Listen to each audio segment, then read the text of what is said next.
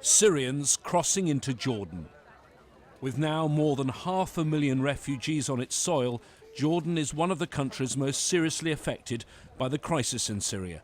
Officials have repeatedly said they're struggling to cope. Now Jordan gets its chance to influence international policy. Foreign Minister Nasser Judah spoke to me as his country prepares to take up one of the rotating seats on the UN Security Council.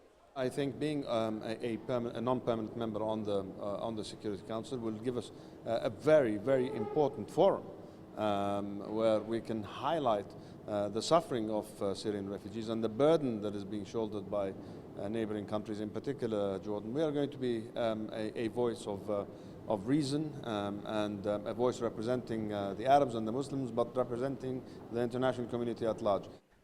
For almost 3 years, the Security Council has been divided on Syria. On one side of the argument, France, the UK and US. On the other, China and Russia.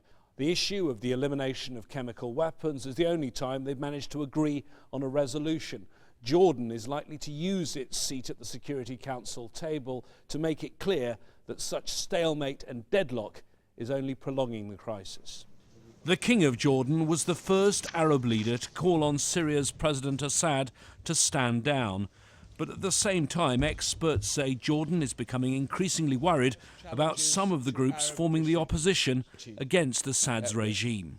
If the spillover of Syria and if this issue is not settled and some of those groups make it to Jordan, Jordan is a fragile country.